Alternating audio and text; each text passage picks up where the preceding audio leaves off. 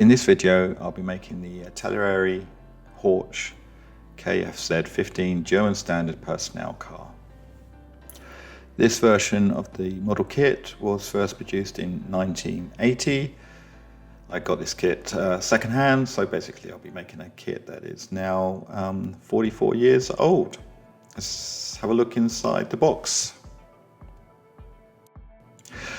So inside the box you get the instruction set with a bit of history on the model, 2 plastic sprues with all the pieces, windscreens, rubber tyres and water transfers. I also decided to try my hand at adding some photo-etched parts to the kit. As you'll discover later, I didn't find that as easy as I thought, but I think it's worth trying out. And being very ambitious, I thought I would have a go at adding some real headlights, working headlights to the car. So I ordered some tiny little lights, and we'll see how that goes later in the project.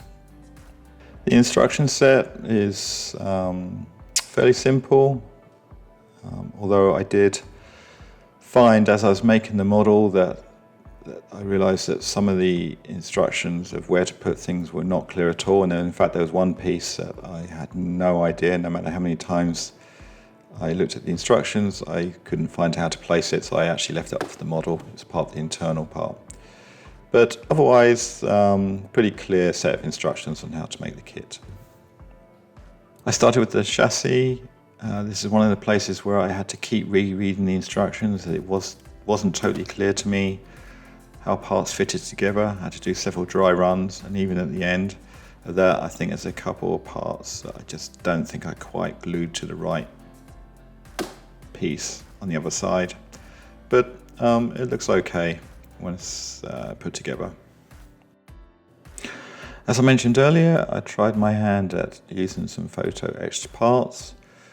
What I discovered whilst doing this was that either some pieces were just too tiny and incredibly difficult to glue and cut out and not damage, or that they made no real difference to the overall look and feel of the model, and they were kind of almost as if it was a challenge to put them on rather than any real benefit to the final model.